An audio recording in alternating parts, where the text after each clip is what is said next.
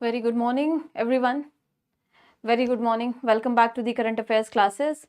I hope you all are doing well. So let's begin with 1st and 2nd December news analysis. And at the end, we are going to discuss the top 5 questions in the short series. Before starting with the current affairs classes, I would like to inform you all that MPC meeting key highlights class has already been taken on the YouTube. So that is something which is important for all of the examination. Please go and watch the class. All the important decisions, concepts, facts, everything has been covered, right? So it would help you in your further preparation. Now moving ahead with the current affairs. Also, I hope the audio and the video is all good, right? So let's begin with the first news. In the ESR Finance and Business section, we have something about the Pradhan Mantri Kaushal Vikas Yojana.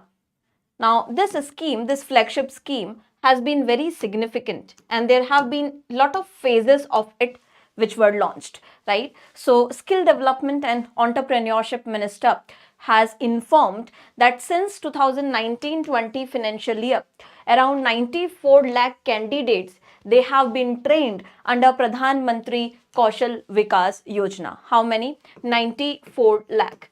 94 lakh candidates have been trained so far. You can remember this, and this scheme has significantly contributed in upskilling of the youth population or the younger age population. So that's how the scheme becomes important, right? The static portion, whichever is in news, becomes important based on the CA. You have to identify it. So let's discuss about the scheme. What is this Pradhan Mantri Kaushal Vikas Yojana? If you look at its launching year, it was launched in 2015. Remember, when? 2015. There have been several versions of it. We have PMKVY 0.1 or the first tenure for 2015-16, 2.0 16 to 20, 3.0 21 and 4.0 22 say 26. So this is more important out of all these 4 versions, right? Remember this. The PM Kaushal Vikas Yojana 4.0 is of utmost significance for all of you in all upcoming examination. They can ask you the tenure up to which it will be valid.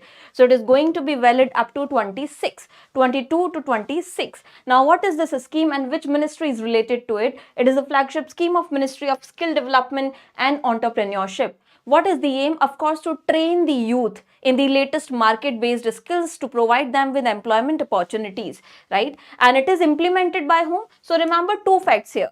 The flagship scheme is belonging to the Ministry of Skill Development and Entrepreneurship. But then if you talk about the implementation of it, so implementation is done by National Skill Development Corporation, okay, NSDC. National Skill Development Corporation is implementing this scheme. So if you see, it provides you skill certifications for the skills which you acquire to Indian youth to help them secure better livelihood. The industry skills, the market skills, whichever are in requirement as of the trend. This is just a diagram, will help you in retaining. So you can look this thing. The present one which we are having since 2022 is the Pradhan Mantri Kaushal Vikas Yojana 4.0, valid up to 26. Next news is FDI. So these kind of news, these are direct questions I'm telling you, right? This is not a news analysis or current affairs PDF. It is direct questions you can capture from these news or paragraphs. You see FDI sources, they have constantly asked, right? FDI, which state has received the largest FDI? This has been the question. From where India gets the largest FDI is the question, right? So please remember it that way. Also the sectoral distribution within the FDI. Which particular sector is attracting the highest FDI in India? So let's see, we have all these data in this news. The FDI, foreign direct investment, it has witnessed tremendous growth of over 45%, so of more than 45% to over $29 billion in April to September time period. Now remember, this is for April to September, okay, and this data has been provided by your Department for Promotion of Industry and Internal Trade, DPIIT. Now FDI sectors which have benefited with this rise in FDI the most are which sector? So this is a probable question here, right? services sector. Maximum FDI came into services sector. Services, then computer software, hardware, telecom, automobile, pharmaceuticals and chemicals. These are the top FDI benefiting sectors of India. Then if you see FDI inflows, they have led to higher investments and job creation in the economy. So it has helped the economy grow, right, in overall dimension. Now, if you look at the state-wise distribution, so between April to September, which state in India has received the maximum number of FDI? Remember, Maharashtra. Remember at least the top 3 states, right? So Maharashtra, Karnataka, followed by Telangana. Maharashtra, Karnataka and Telangana. Maharashtra is the top state in terms of receiving FDI. I hope it is clear, right? So remember, services sector in sectoral distribution is at top. In states, Maharashtra is at top. These are questions they have asked in previous years. So remember it like that way only. Then if you talk about the maximum FDI coming from which country, source of this FDI. Now you have 2 questions here. First, for April to September, it would be Mauritius. But if you see for July to September, it will be your Singapore. Okay. So you have 2 facts. Remember that. April to September, maximum source of FDI was Mauritius. But July to September, maximum source of FDI was Singapore. Remember these 2 facts. Okay. I hope the difference is clear. So April to September, Mauritius followed by US and Netherlands. Top 3 sources, Mauritius, US and Netherlands. July to September, you have Singapore. Okay. Remember that. Then next, we have Ministry of Civil Aviation has informed the Rajya Sabha that 609 routes connecting almost 86 unserved and underserved airports so far have been operationalized under the UDAN scheme. UDAN is Ude Desh Ka Aam Nagrik. This scheme was implemented particularly to make air travel, domestic air travel, convenient and affordable for the middle class of the Indian economy, right? So this is UDAN scheme. Under this, 13 helicopters and 2 water drones have also been included. Then next, another very important news and a probable question for all the upcoming examination is in front of you. You see anything related to UPI, you have to cram it up, right? So UPI has again set a record. We have covered that thing when UPI, before this, what was the earlier record? We have covered that thing in the news, right? Now there is a new record set by UPI transactions. So Unified Payment Interface, UPI has achieved a milestone by processing nearly 16.58 billion financial transactions in the month of October 2024. Please remember this. How many? 16.58 billion. I would ask you to remember this figure as well. 16.58 billion financial transactions in the month of October. Okay. Remember that. And about UPI, you see it has been launched in 2016 by NPCI, of course, National Payments Corporation of India. And it has been revolutionizing India's payment ecosystem. Also with 7 countries it has been integrated. So that is also an important question. You should remember the name of all these 7 countries, right? So here you have countries where UPI is operational. We have 1, 2, 3, 4, 5, 6, 7 exactly, right?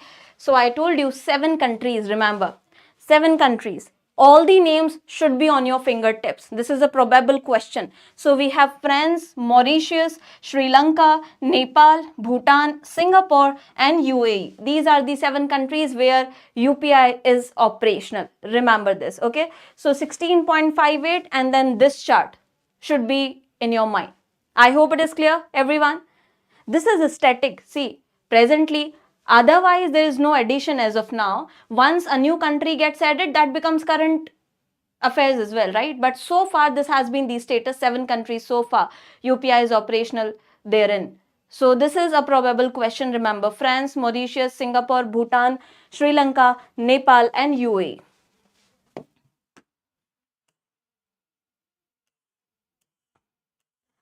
The next news which we have is the total GST, if you see total GST collection, GST collection also grew 8.5% to 1.82 lakh crores in November as compared to the previous collection. So GST collections are also rising, and I'm always telling you in my classes, you don't have to get confused. Just remember GST, income tax and corporate profit tax. These three taxes have been top three sources of tax revenue collection for the government of India. The ranks change. Sometimes GST is at the top. Sometimes income tax is at the top as the top contributor to government coffers as a source of tax revenue. But then top three taxes in the top three ranks, these are the three, right?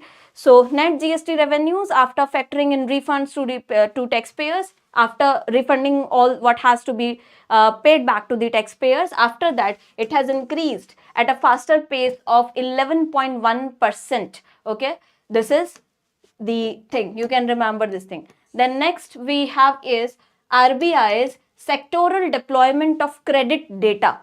RBI's data on sectoral deployment of credit. Which sector is receiving how much credit? What is the source of that credit? According to it, the growth in bank credit to non-banking financial companies, bank credit to NBFCs, it has declined sharply to 6.4% in October 2024. Now, this is the news. Remember this thing, that the bank credit to NBFCs has declined sharply. But why?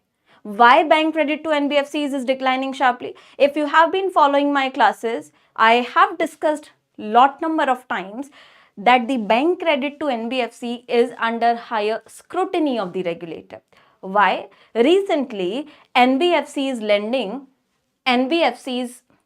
retail lending segment, if you see, or the consumer loan segment has witnessed a lot of cases of delinquencies. So retail loan segment of the NBFCs plus bank credit going to NBFCs is under higher scrutiny. Also, risk weights of these loans have been recently raised by RBI. That's why the result is that there is lessening of divergence between the credit growth and the deposit growth, because this kind of credit growth is declining, the bank lending to NBFCs. I hope it is clear, everyone, right? So please remember this. Then next we have, according to JP Morgan, India's economic growth is expected to accelerate to 6.7% in the second half of this fiscal year. So this is just a prediction, a forecast by JP Morgan. GDP to grow at 6.7% in the second half of the fiscal year.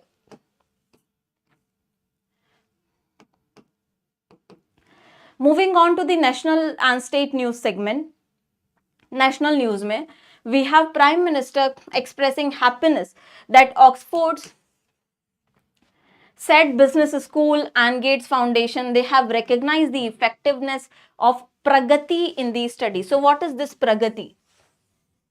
Pragati has been appreciated for its contribution in a study. So there was this study title, there was this research or study titled From Gridlock to Growth. Remember the name, From Gridlock to Growth, how leadership enables India's Pragati ecosystem to power progress. Okay, it was released at IIM Bangalore. So what are the key highlights and what is this Pragati which they have appraised in this research paper? So if you see, Pragati is basically proactive governance and timely implementation. This full form becomes important. Pragati stands for proactive governance and timely implementation. This Pragati was launched in 2015 for accelerating government projects. So this is basically accelerating governance, the focus on less of government and more of governance kind of thing, right? For better implementation of the projects, government projects and schemes.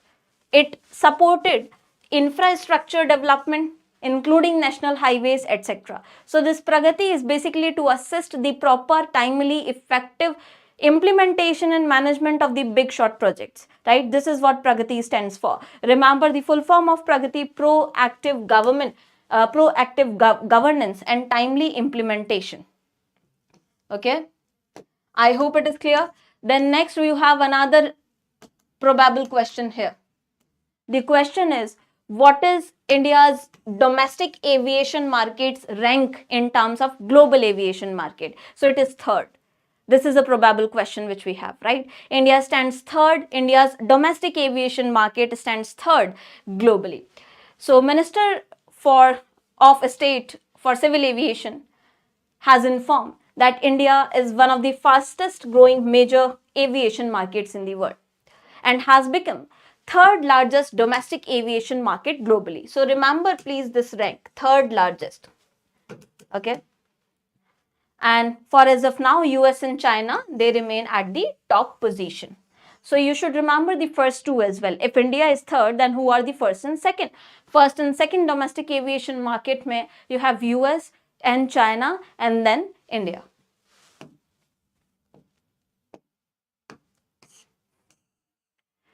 Then you have Skylark Information Technologies in partnership with Frontinet has opened India's first operational technology center of excellence in Chennai. Okay, operational technology center of excellence in Chennai. What will it do? It will showcase and work in cutting edge security solutions for operational technology environments, right? So this is, remember just the location in Chennai, it has been opened up.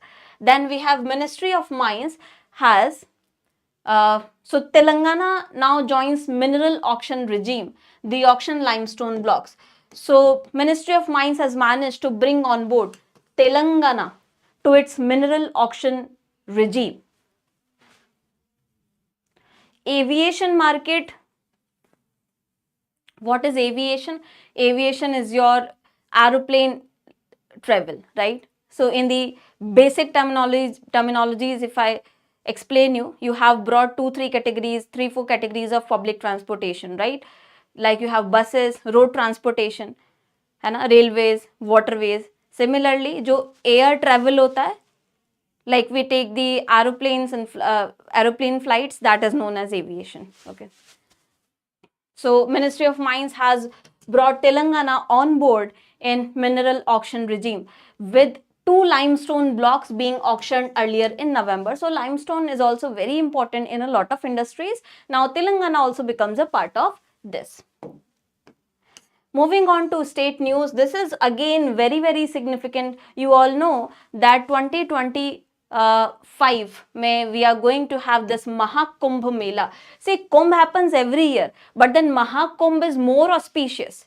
Okay, Mahakumbh does not happen every year. Mahakumbh happens, I think, in every 12 or 15 years. I'm not very sure about it, so not giving you the data, but Mahakumbh is more auspicious, right? So 76th district of Uttar Pradesh, Mahakumbh has been declared. Now this is just temporary, remember, this is not permanent. So up to the time period, 3-4 months, when Mahakumbh will be operational, till that time, Mahakumbh will be the 76th district. Mahakumbh area in Prayagraj will be the 76th district in the state of Uttar Pradesh, right?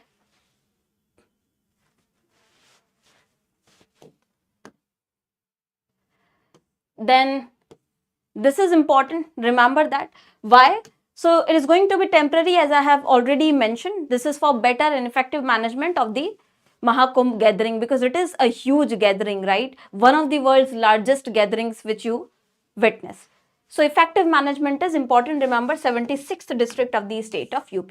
Then you have Andhra Pradesh government has raised retirement age of judicial officers in the state from 60 to 61 years. Okay. Next we have Arunachal Pradesh government launching Mission Arun Himveer. So remember which state government has recently launched this Mission Arun Himveer. So this Mission Arun Himveer has been launched by Arunachal government. Under this, it has signed an MOU with the Arunachal Pradesh Agriculture Marketing Board and the ITBP, Indo-Tibetan Border Force. What is this going to do? This is going to boost market linkages for agri-horti producers of Arunachal Pradesh. So basically, this is to provide better market access for the agriculture and horticultural crops produced in the state of Arunachal Pradesh. Now see what happens is vegetable crops or food crops or vegetables and fruits, they are perishable items, right? If you produce them effectively, there is a good amount of production, but timely it does not get access to the market, it gets spoiled, right? So better market access, timely market access is important. This is something which we call as forward linkage. So when you look at the agri activities and the associated market, you have backward linkages, right? Backward linkages, and then you have forward linkages. What is this? Backward linkage. Availability of raw material, etc., whatever goes as input in the agricultural produce, right? This is how you can explain them into your answers. And then we have forward linkages. Whatever gets produced in the form of agricultural produce has to be timely sent to the market, right? This is forward linkage. Like transportation has to be efficient, market has to be near. So for boosting up the market, this MOU has been signed with ITBP in the state of Arunachal Pradesh, and this is project mission, this is mission Arun Himveer.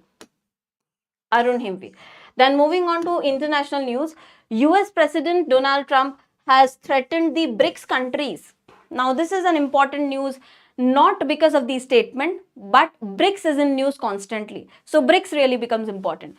US President has threatened BRICS countries that he's going to impose 100% import tariffs if they create their own currency or back an existing currency to replace the US dollars as the world's reserve currency. So you know, US dollar is the most acceptable currency in global trade. Now, it is a clear threat given by US President to the BRICS countries that if they create a bloc against US's dollar in order to promote their own currency, they are going to face heavy sanctions, economic sanctions. What kind of sanctions? 100% import duty. That really becomes almost impossible for these market products to enter into the US's market, right? So this is just the thing. This is just a statement. No activity upon this, but BRICS really becomes important. So remember all the members, right? Brazil, Russia, India, China, South Africa. Also, you have to tell me the recent addition in the list of BRICS members. Anyone, please. Which countries have recently, countries have recently joined BRICS? You have to tell me. And when was BRICS founded? Also, where is BRICS headquarters? These three questions I'm giving to you because BRICS is constantly in news. BRICS हो गया, Asian Development Bank हो गया, इनका headquarter, founding year, members, at present, you should remember at your fingertips, right? This is the thing. Then next, Aleppo, Syria's second largest city. It has fallen out of government control for the first time. Okay, so you see rebel activities are going on, so it is now out of control of the government, airstrikes and all happening. Then we have MOUs, mergers and acquisitions, in which we only have one news which says Hinduja Tech Limited has completed the acquisition of Tecosim Group. So remember, Hinduja Tech Limited has acquired the Tecosim Group, which is a leading European engineering services provider. Okay, European engineering services provider. Now this makes Hinduja Tech in the top 10 global mobility, engineering and R&D companies list, right? So this is the news. Then next, Science Tech mein we have defense section, exercise Harimau Shakti. Exercise Harimau Shakti. So fourth edition of India-Malaysia joint military exercise. So remember, this is India, Hari will be from India and Mao will be Malaysia. So India-Malaysia joint military exercise Harimau, fourth edition is there. It has started in Malaysia, Bentong camp, right? Remember this. Then next we have another exercise which is Sinbex. This is first edition of Sinbex and Harimau ka fourth edition is there. Okay, very good. Yashvardhan Sharma, Egypt, Ethiopia, Iran, UAE, 16 June 2009, headquartered at Shanghai. All right. So first edition, of Sinbax is in news, which is between Indian Army and Cambodian Army. So remember, Sinbax is between Indian Army and Cambodia's army, right? It has started from 1st to 8th December. It is scheduled to be there, and it is going to happen in India.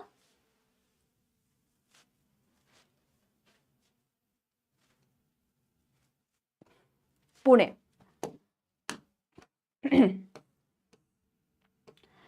Then we have awards, books and festivals. For any such links of the classes, you can ask the team, okay?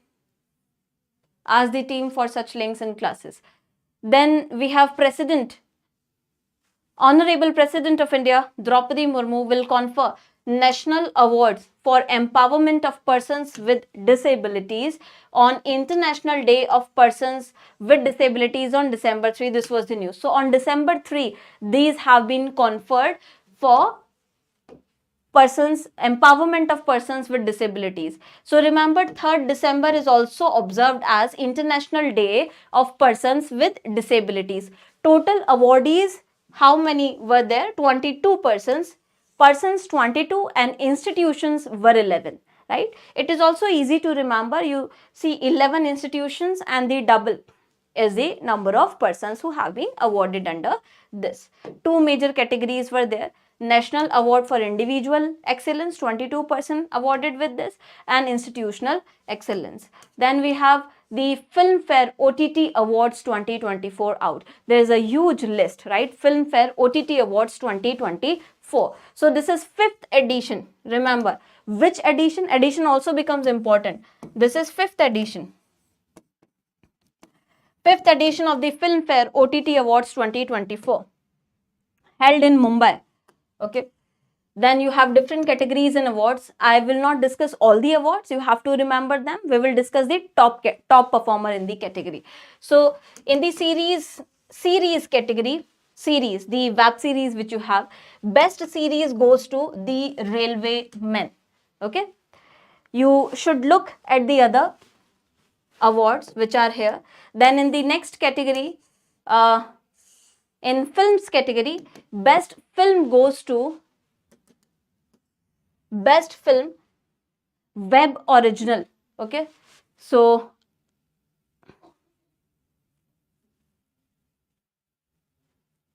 in the best film web original, you have this award.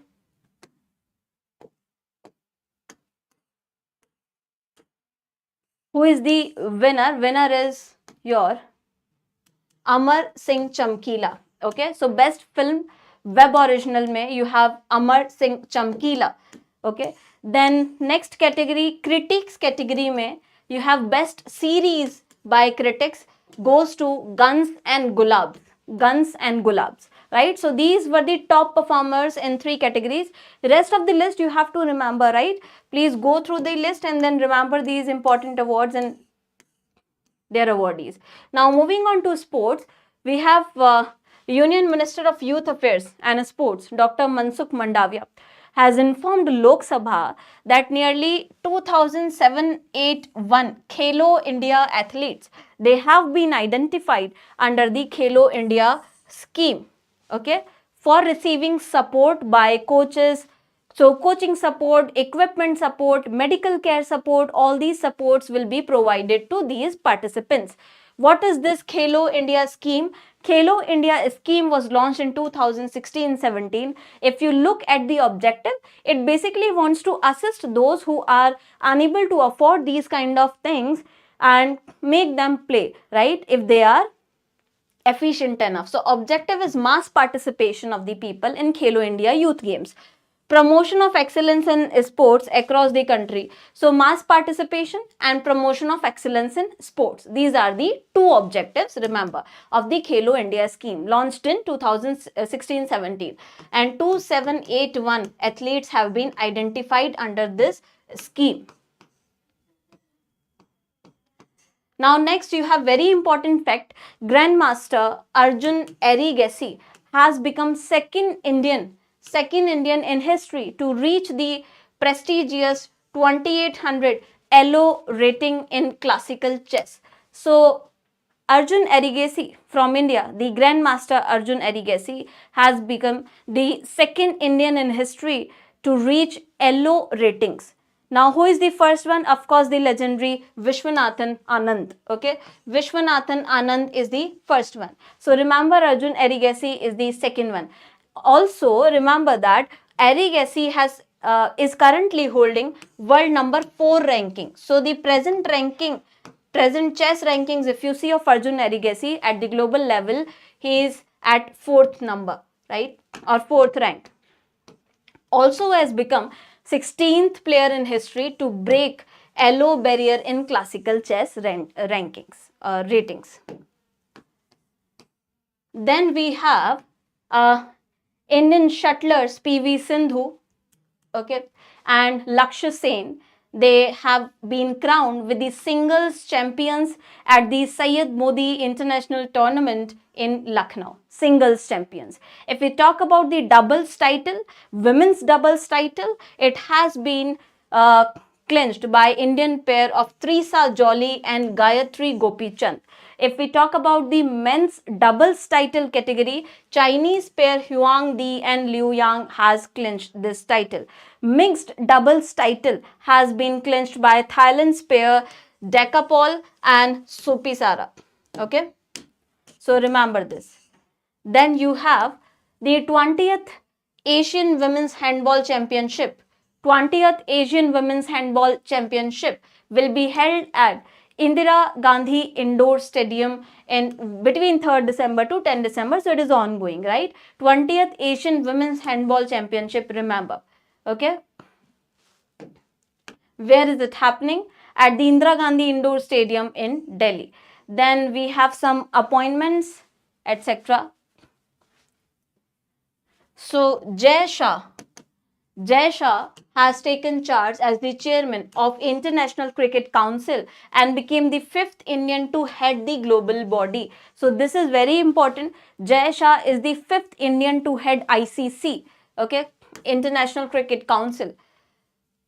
Remember that. And the earlier 4, if you see, Jagmohan Dalmia, then Sharad Pawar, then N. Srinivasan, Shashank Manohar, and the 5th one is Jai Shah. Then we have Donald Trump nominating Indian American Kash Patel to lead the Federal Bureau of Investigation. FBI will be headed by Indian origin Kash Patel. Then you have Justice Murdu. Justice Murdu was sworn in as 48th Chief Justice of Sri Lanka.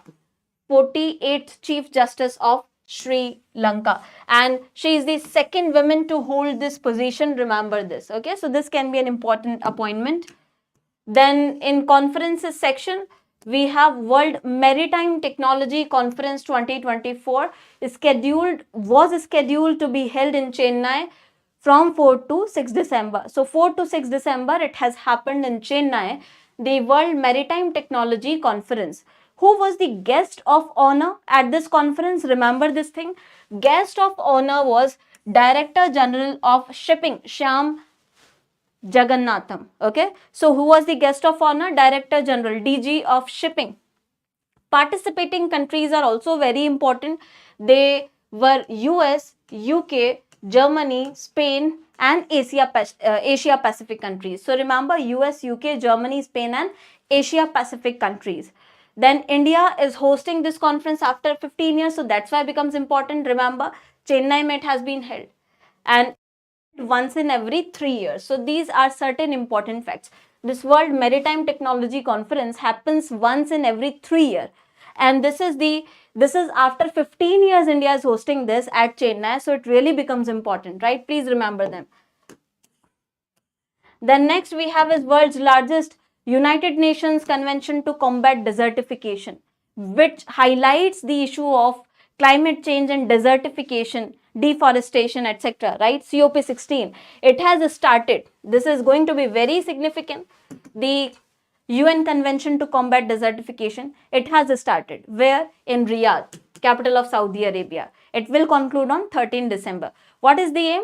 Of course, to accelerate land restoration and drought resilience worldwide. See, what is happening is due to deforestation and climate change, etc., this desertification is not the creation of deserts. This desertification is basically the rise in number of droughts, rise in number of in falling groundwater levels. All these combined activities and phenomena is happening right over there, right? 2024 May, this is happening. COP16. What is the theme? Theme is very, very important. Mug it up right now. Okay. Theme is our land, our future. Our land and our future. This is the theme. About this UN Convention to Combat Desertification, you see it was adopted or signed on 13th October 1995. Permanent Secretariat is in Bonn, Germany. Total members are 197.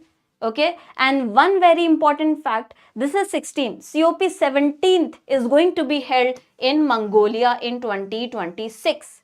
Okay, Mongolia in 2026 is going to hold COP 17. This is COP 16 happening where? In Riyadh, the capital of Saudi Arabia. I hope all of this is clear, everyone.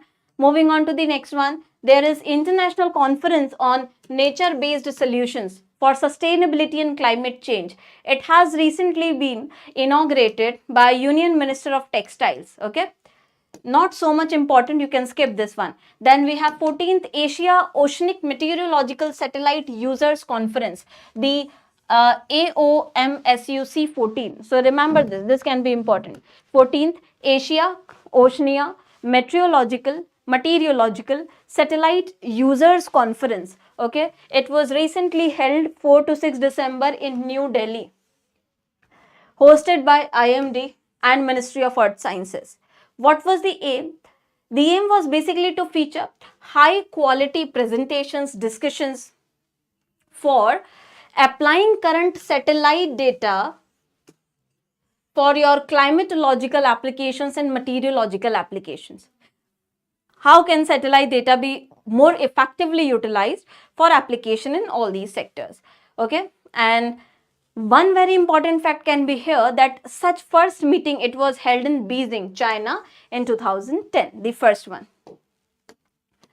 Obituaries, if you see, former Australian batsman Ian Redpath has passed away at the age of 83. Then moving on to some important days. So the BSF, Border Security Force. Border Security Force has recently celebrated its raising day on 1st December, and this was 60th raising day for the BSF, remember, and it is 60th raising day celebrated on 1st December. Okay, then we have Nagaland Statehood Day. Nagaland recently has observed its Statehood Day on 1st December, and this was 62nd edition of it. Okay, 62nd edition of it.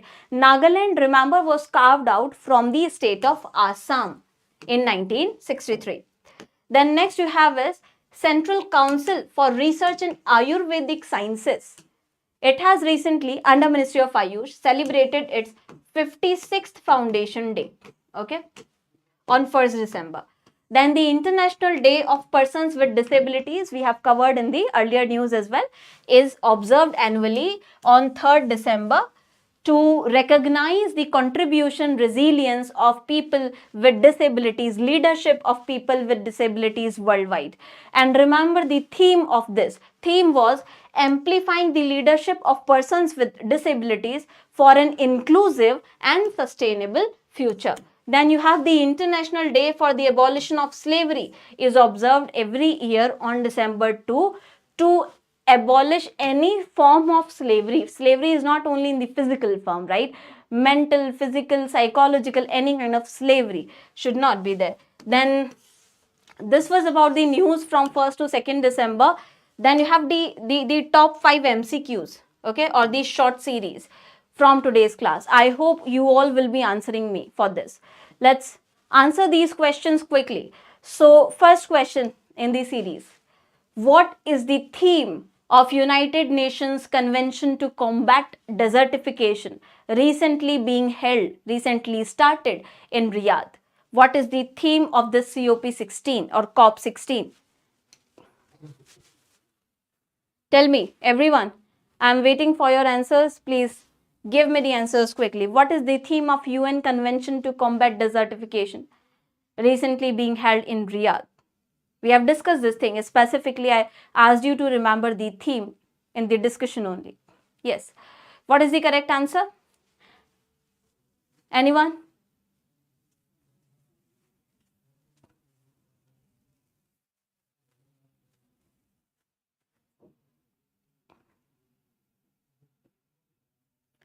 Anyone?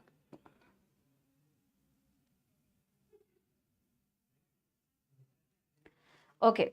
A, very good. R, lend, R, future, right? A is the right option here. R, lend, R, future. A is the correct option. Okay. A is the right option. Next question. Which of the following players has become the second Indian in history to reach at the famous 2800 Elo rating in classical chess? Second player in Indian history. Indian second player in the history. Tell me. What is going to be the correct option here? Quickly. Yes, question number 2. What is the right option? Very good. Arjun Erigesi, right? A is the correct option. And the first player in the history will be Vishwanathan Anand, the legendary Vishwanathan Anand. Then third, Uttar Pradesh government has recently announced to declare the Mahakumbh area in the Prayagraj district as which number of district? Which number of district of the state? Although temporary, but then again, Mahakumbh is important. That's why this news is also important. Which number of district? Question number 3. So the correct option here would be question number 3.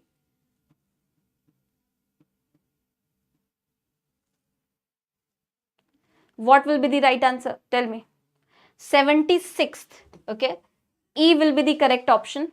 76th district. 76th district. Question number 4. What is India's rank, or what is India's domestic civil aviation market's rank globally? What is the rank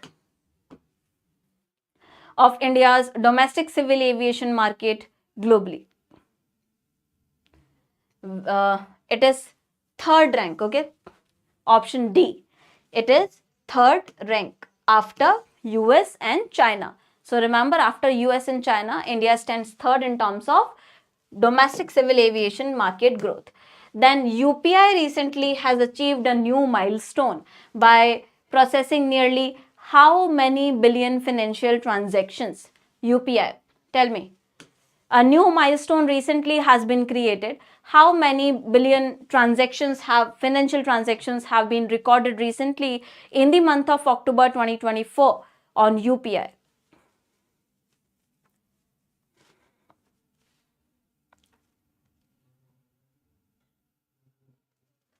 Yes, tell me. If you remember the figure, what is the figure? You are saying D?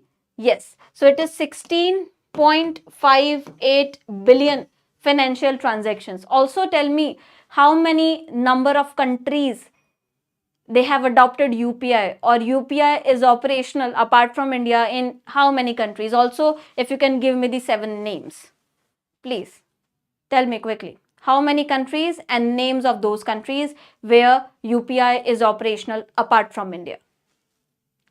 16.58 is the correct option. Option D. Tell me number of countries and their names where UPI is operational as of now. 6? No, 7 countries. Okay. How many? 7. Give me their names.